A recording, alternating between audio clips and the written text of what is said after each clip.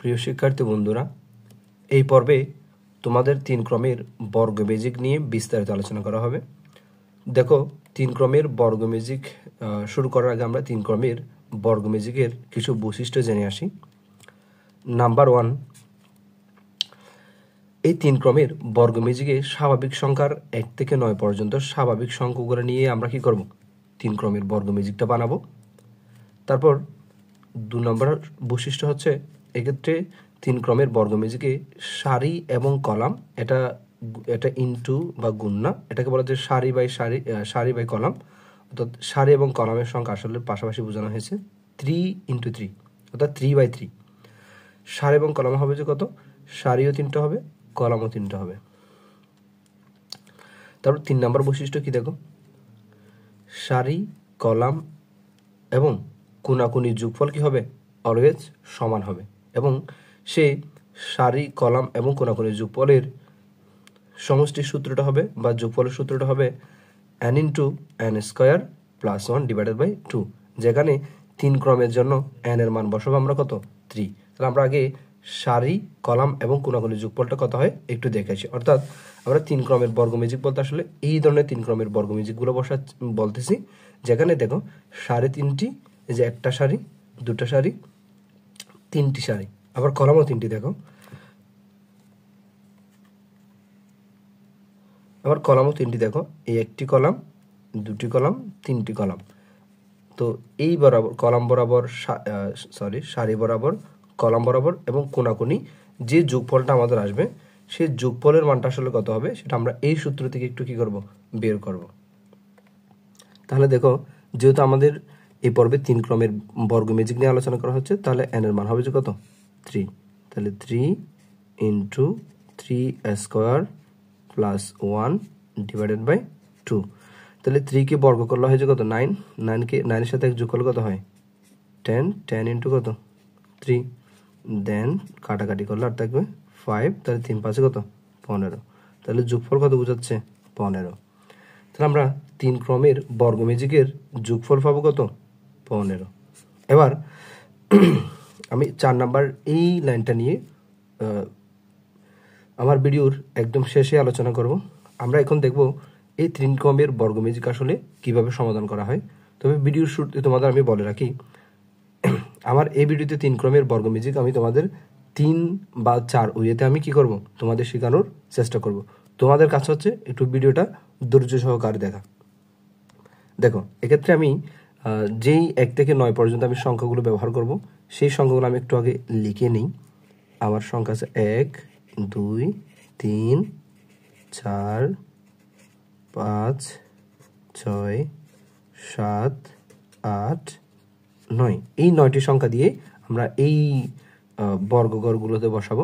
তাহলে বর্গঘরের বৈশিষ্ট্য কীরকম দেখো, এই বরাবর 3টা কলাম থাকবে, এই বরাবর 3টা সারি থাকবে, এই বরাবর 3টা কি থাকবে? কলাম থাকবে। মোট 9টি ঘর হবে। সেই 9টি ঘর আমরা 1 থেকে 9 পর্যন্ত অঙ্কগুলো এমনভাবে বসাবো যাতে করে সারি এবং কলামের যোগফল কি হয়? সমান হয়। সেজন্য আমরা প্রথম নিয়মটা দেখতেছি। দেখো কিভাবে করব। আমার এই যে 1 থেকে 9 এর শুরুতে আমার 1 আছে না? তা আমরা যেটা করব, শুরুতে 1 এবং একদম মাঝখানে কোন সংখ্যাটা আছে বলতো? 5 না? তা আমরা একদম এই যে মাঝখানের ঘরটাতে, বর্গঘরটাতে এই মাঝখানের সংখ্যাটা কি করব?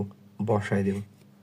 ঠিক আছে? এরপর আমরা যেটা করব, যে জোড় সংখ্যাগুলো আমাদের আছে 2 4 6 8, সেই সংখ্যাগুলো আমরা হচ্ছে এইভাবে একটু বসে দেবে। দেখো 2 4 4 কোণে 4টা বসে দেবে, 2 4 6 8। তাহলে এতটুকুতে আমরা কি কাজ করলাম? সবার অর্থাৎ 9টি সংখ্যার মধ্যে এই পাশে 4টি, এই পাশে 4টি, একদম মাঝখানে আছে 5 না? 5 নাম্বার সংখ্যাটা হচ্ছে আমরা কি করলাম? একদম মাঝখানের যে বর্গঘর, সেই বর্গঘর আমরা বসাই দিলাম। তারপর আমরা যদি লক্ষ্য করি, এখানে 4টা আমাদের জোড় সংখ্যা আছে, 2 4 6 এবং 8। এবার এই জোড় সংখ্যাগুলো 2 4 6 8 আমি কি করলাম? এই যে দেখো, জাস্ট শেষের দিক থেকে 2 4 6 8, 4 কোণায় 4টা জোড় সংখ্যা আমি সিরিয়ালি বসাই দিলাম। এবার আমার বাকি আছে কি দেখো, এবার 1 3 7 এবং 9, এই 4টি বিজোড় সংখ্যা আমার এখন কি আছে? বাকি আছে। 1 3 7 9। 1 কিন্তু আমরা 5 কিন্তু আমরা শুরুতে বসে দিয়েছিলাম। এবার দেখো 5-এর উপরে 5-এর একদম উপরে আমরা এই ছোট্ট সংখ্যাটা কি করব, 1 সংখ্যাটা বসায় দেব। তাহলে 5-এর শুরুতে আমরা 1 সংখ্যাটা বসায় দিলাম, 5-এর উপরে ছোট সংখ্যাটা, এবং 5-এর নিচে আমরা কি করব, সবচেয়ে ছোট সংখ্যাটা বসাবো। তাহলে নিয়মটা কি খেয়াল করো, 5-এর উপরে আমরা বিজোড় সংখ্যার সবচেয়ে ছোটটা বসায় দিলাম উপরে, এবং নিচে বসায় দিলাম সবচেয়ে বড়টা অর্থাৎ 9 সংখ্যাটা বসায় দিলাম। এরপর আমাদের আর কি বাকি আছে, 3 এবং 7 না? তাহলে বাকি 3 এবং 7 আমরা এইভাবে উল্টা দিক থেকে বসায় দিলাম। এবার শিক্ষার্থী বন্ধুরা একটু যদি লক্ষ্য করো, আচ্ছা সরি, এখানে এইভাবে হবে 3, এটা সোজা দিকে হবে 3 এবং 7, 3 এবং কি 7। এবার লক্ষ্য রাখো 8 আর 1 যোগ করলে 9, 9 এবং 6 যোগ করলে কত, এই বরাবর আমার যোগফল আসবে 15।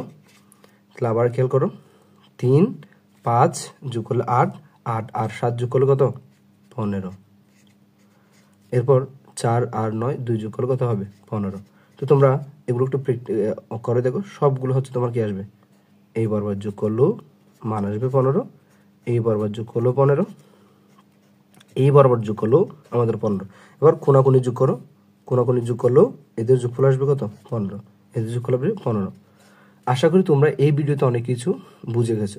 যদি তারপরও কারো কোনো সমস্যা থেকে থাকে, আমি একই নিয়ম দ্বিতীয় এই 3 ক্রমের বর্গমীজিকে আবারও বুঝাচ্ছি, তোমরা একটু ভালো করে লক্ষ্য রাখো। দেখো আমাদের নিয়মটা ছিল যেরকম, 1 থেকে 9-এর একদম মাঝখানে যে সংখ্যাটা আছে 5, সেটা আমরা একদম কি করব, বর্গ সংখ্যার মাঝখানের সংখ্যাটাতে বসায় দিব। তারপর নিয়ম ছিল 2, 4, 6, 8 অর্থাৎ জোড় সংখ্যাগুলো আমরা শেষের দিক থেকে সিরিয়ালে 4 কোণা কি করব, 4টা বসা দিব, 2, 4, 6, 8। এবার আমাদের যে সংখ্যাগুলো বাকি আছে, যে 4টা বিজোড় সংখ্যা বাকি আছে, তার মধ্যে সবচেয়ে ছোটটা বসাবো 5-এর উপরে এবং সবচেয়ে বড়টা বসাবো 5-এর নিচে, আর বাকি আছে 3 এবং 7।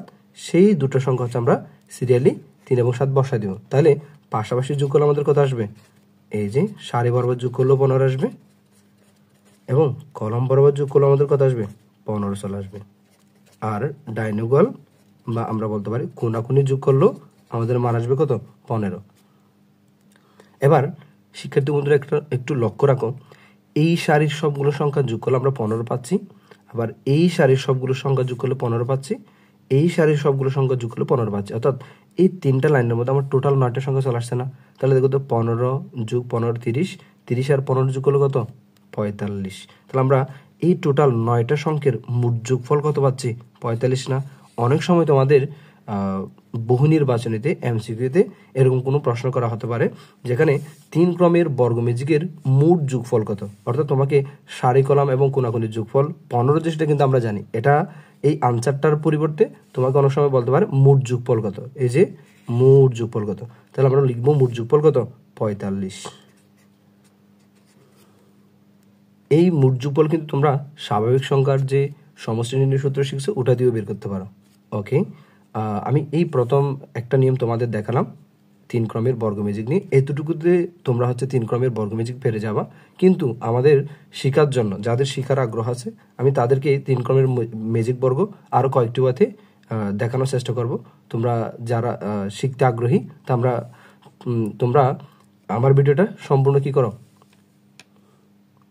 আমার ভিডিওটি সম্পূর্ণ না টেনে দেখার চেষ্টা করো যাদের শিকার আগ্রহ আছে। এখন আমি দ্বিতীয় একটা নিয়ম তোমাদের দেখাচ্ছি, 3 ক্রমের বর্গমীজিক কিভাবে তোমরা সম্পন্ন করবা।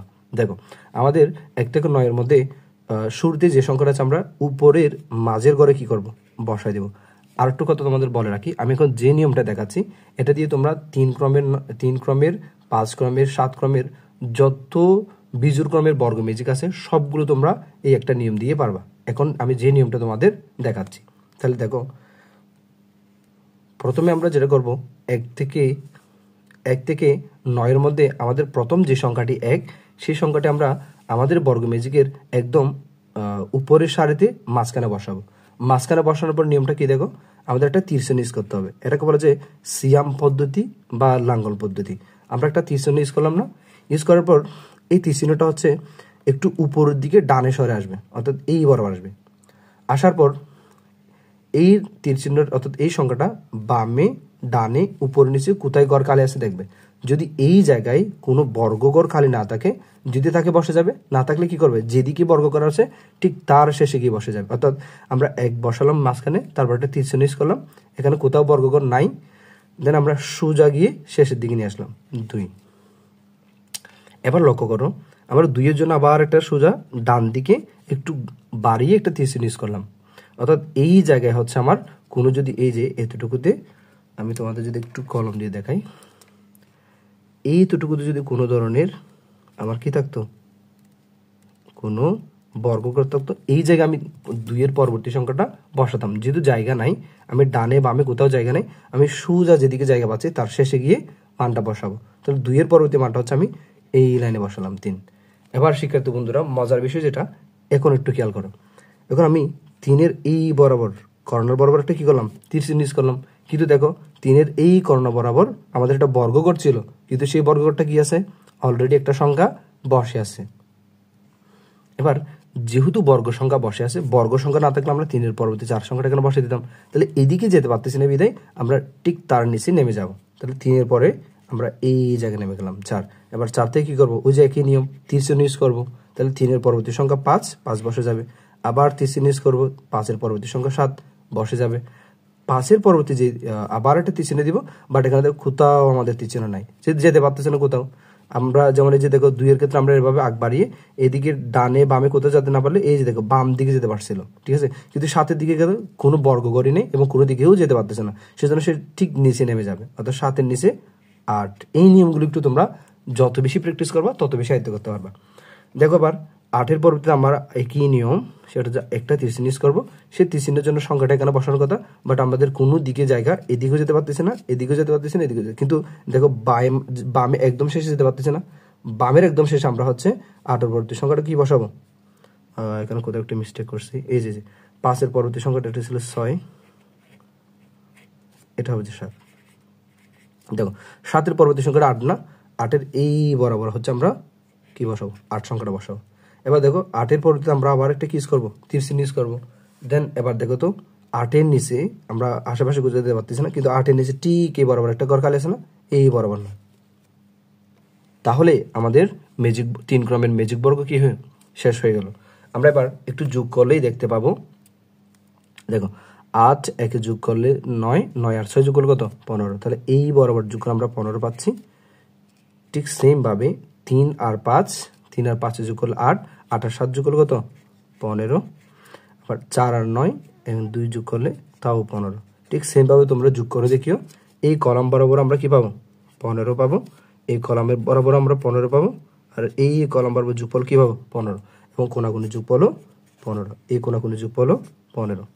আচ্ছা, তোমরা ইতিমধ্যে এই নিয়মটা যাদের কনফিউজ মনে হচ্ছে, আমি পরবর্তী আরেকটা বর্গ ম্যাজিক তোমাদের জন্য এঁকে রাখছি। এটা তো আমি এই নিয়মটা আবার তোমাদের একটু কি করাবো, প্র্যাকটিস করাবো। এবার দেখো প্রিয় শিক্ষার্থী বন্ধুরা, তোমরা যারা এই নিয়মটাতে একটু কেন জানি যদি মনে হয় কনফিউজ, তাহলে তোমরা এই বর্গ ম্যাজিক একটু লক্ষ্য রাখো, আশা করি ইজি হয়ে যাবে। তাহলে আমাদের প্রথম নিয়ম ছিল 1 থেকে 9 এর মধ্যে শুরুতে আমাদের কোন সংখ্যাটা আছে, 1 না, আমরা এই সংখ্যাটা উপরের একদম মাঝখানে বসায় দিব। তারপর আমরা একটা কি ইউজ করবো, তীরচিহ্ন ইউজ করবো। সেই তীরচিহ্নের পর ডানে উপরে নিচে যাব, দেখো এই যে নিচে একদম নিচে একটা ঘর, এই ঘরে বসাবো। 2 বরাবর আবার তীরচিহ্ন ইউজ করবো। এবার একইভাবে উপরে নিচে ডানে বায়ে, এই যে বায়ে 3 দিলাম। একইভাবে আবার তীরচিহ্ন। তাহলে এখানে নিয়মটা কি খেয়াল করে, এবার তীরচিহ্ন যেখানে দিব আমরা সেখানে কিন্তু একটা বর্গঘর ছিল, বাট সেই বর্গঘরে একটা সংখ্যা বসে আছে, সেজন্য আমরা কি করব, ঠিক তার নিচ থেকে আবার শুরু করব। তাহলে 3 এর পরে হচ্ছে 4, 4 থেকে আবার তীরচিহ্ন 5, 5 এর পর তীরচিহ্ন কত, 6, দেন এই বরাবর তীরচিহ্ন দিলাম। এবার দেখো তীরচিহ্ন দেওয়ার পর আমরা বামে ডানে উপর নিচে কোথাও যেতে পারতেছি না। যেমন এখানে আমরা এরকম তীরচিহ্ন দেওয়ার পর নিচে যেতে পারছিলাম 2 এর জন্য, আবার 2 এর জন্য এখানে তীরচিহ্ন দেওয়ার পর এই বরাবর যেতে পারছিলাম। কিন্তু এখানে দেখো 6 এর পর আমরা কোথাও যেতে পারতেছি না, কোথাও আমাদের স্পেস নেই, তখন আমরা ঠিক তার নিচে নেমে যাব। 7, এবার 7 এর জন্য আবার একটা তীরচিহ্ন করলাম। তাহলে যেখানে তীরচিহ্নটা একটু জাস্ট ডানে আসবে সেই বরাবর আমরা চিন্তা করব। আবার এই লাইনে চিন্তা করিও না বা এই লাইনে চিন্তা করিও না, জাস্ট ডানে ঠিক একটু আগ বাড়িয়ে। তাহলে আমরা এবার দেখো 7-এর পরবর্তী সংখ্যা 8 বসাতে হবে, সেটা কোথাও খালি নেই, বাট এই যে বামে শেষ দিকে আমরা 8 বসাতে পারবো, এবং 8কে আবার 30 নিচ করলে 8 ঠিক নিচে 9। এভাবে আমাদের বর্গমেজিক হয়ে গেল। প্রিয় শিক্ষার্থী বন্ধুরা, আমরা আরেকটা নিয়ম দেখব 3 ক্রমের বর্গমেজিক কিভাবে আসলে করতে হয়। আমি ভিডিও শুরুতে তোমাদের অবশ্যই বলে রাখছি, আমি প্রথম যে নিয়মটা দেখাচ্ছি তোমরা ওই 3 ক্রমের বর্গমেজিক দিয়ে কি করতে পারবে, বর্গমেজিক বানাতে পারবে। কিন্তু আমরা বিভিন্ন ওয়েতে শিখলে কি হবে, আমাদের ব্রেন কি হবে, ডেভেলপ হবে। সেজন্য আমরা হচ্ছে বিভিন্ন নিয়মও শেখার চেষ্টা করব। তো আমি আর একটা নিয়ম তোমাদের দেখাচ্ছি, তোমরা ধৈর্য সহকারে একটু দেখো। আমি প্রথমে শুরুতে 1 থেকে 9 পর্যন্ত সংখ্যাগুলো কি করব, লিখে নিব। যেমন দেখো 1 2 3 4 5 6 7 8 9। আচ্ছা, এবার দেখো আমি 1 থেকে 9 পর্যন্ত সংখ্যাগুলো লিখে নিলাম। এবার আমি এই বরাবর আমি যেভাবে প্র্যাকটিস করতেছি এইভাবে তোমরা খেয়াল করো, এবং কর্নার বরাবর একটু কি দিয়ে দিলাম, দাগ দিয়ে দিলাম। ঠিক সেমভাবে আমরা এইভাবে একটু দাগ দিয়ে দিতে পারি, এইভাবে।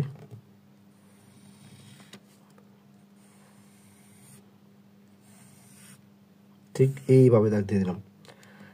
দাগ দেওয়ার পর তোমরা যদি একটু লক্ষ্য করো, আমার এই বর্গ করে একটু খেয়াল করো,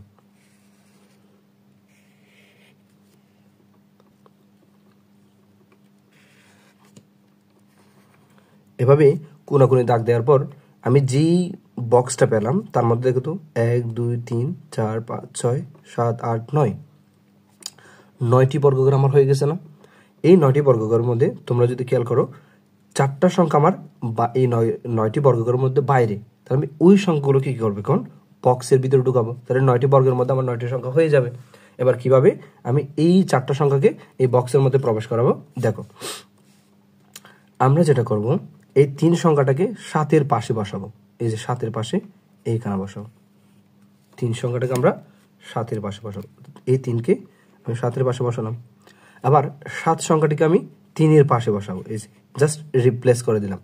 এবার দেখো 1 সংখ্যাটিকে আমি 9-এর পাশে বসাবো, আর 9 সংখ্যাটাকে আমি 1-এর পাশে বসাবো, জাস্ট রিপ্লেস করে দিলাম। তাহলে আমাদের বর্গঘর হয়ে যায়। এগুলো যদি আমি একটু মুছে দিই, দেখো এবার দেখো তো 4 1 2। আচ্ছা, আমি এখানে 9 সংখ্যাটা এখানে এই যেভাবে রিপ্লেস করছিলাম, এটা 9, এখানে মূলত 9 ছিল, 9 এটা 9 হবে। এবার দেখো তো 4 9 2 যোগ করলে কত হয়, 15। 3 5 7 যোগ করলে কত হয়, 15। 8 1 6 যোগ করলে তাও 15। তাহলে এভাবে তোমরা আর একটা নিয়মে বর্গমেজিক করে ফেলতে পারো। এই সংখ্যাগুলো আমি জাস্ট এখানে একটু রিপ্লেস করতে দেখো, 4 9 2, তাহলে আমি লিখলাম 4 9 2 3 5 7 3 5 7 8 1 6 8 1 6। এভাবেও 3 ক্রমের বর্গমেজিক কি করা যায়, তৈরি করা যায়।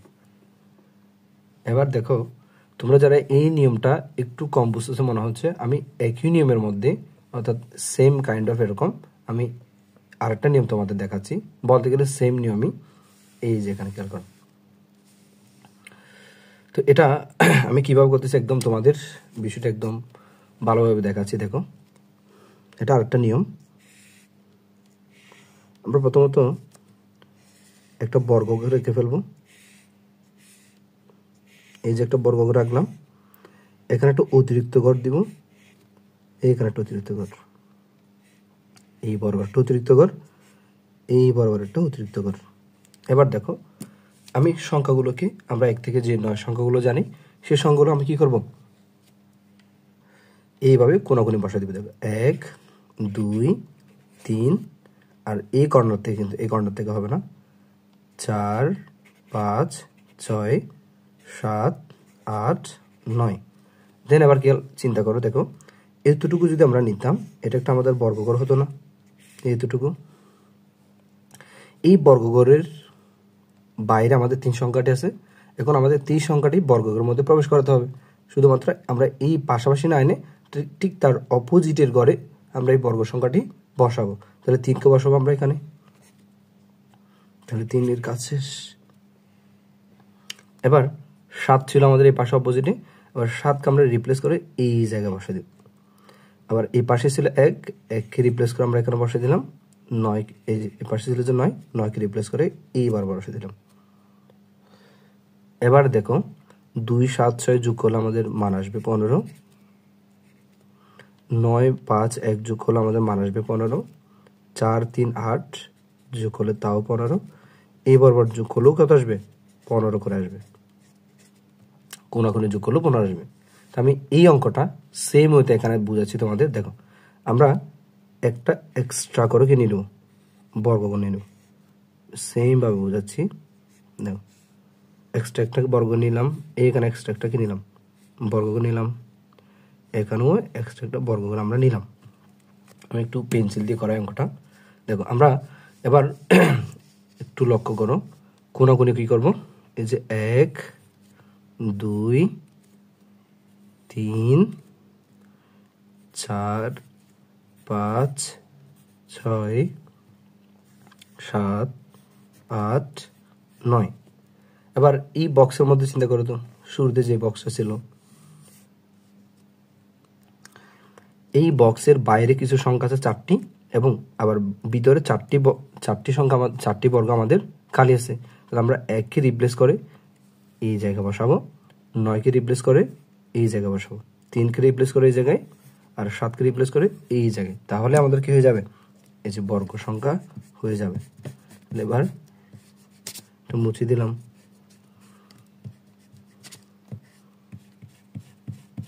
এভাবেই এই যে দেখো এই বর্গ সংখ্যাটা আমাদের হয়ে গেল। তাহলে তুমি এই বর্গ সংখ্যার চারিপাশ দিয়ে অর্থাৎ এভাবে যোগ করে সারি বরাবর, এভাবে সারি বরাবর, কলাম বরাবর সব জায়গায় 15 আসবে। এই ছিল 3 ক্রমের বর্গ ম্যাজিক নিয়ে। আমার কাছে আরও কিছু নিয়ম জানা ছিল, বাট ভিডিওটা এত বেশি তোমরা আসলে বড় করে দেখতে পারবা না। যদি আরও কিছু নিয়ম তোমরা জানতে চাও তাহলে আমাকে অবশ্যই কমেন্ট সেকশনে কি করবা, জানাবা। আর ভিডিওটা ভালো লাগলে অবশ্যই তোমাদের বন্ধুদের সাথে শেয়ার করতে ভুলবে না। দ্বিতীয়ত আমার পড়ানোর মধ্যে কী ধরনের পরিবর্তন তোমাদের আনলে তোমাদের জন্য সুবিধা হবে অবশ্যই তোমরা আমাকে কমেন্টে জানাবা। এই পরবর্তী ভিডিও দেখার জন্য অগ্রিম আমন্ত্রণ রইল। আমি পরবর্তী ভিডিওতে এভাবে 5 ক্রমের বর্গ ম্যাজিক নিয়ে যত ওয়েতে করা যায় তার মধ্যে আমি বেশ কিছু সহজ ওয়ে তোমাদের দেখাবো। অবশ্যই তোমরা পরবর্তী ভিডিওগুলো আমার সিরিয়াল মেনটেন করে তোমরা অবশ্যই দেখবা।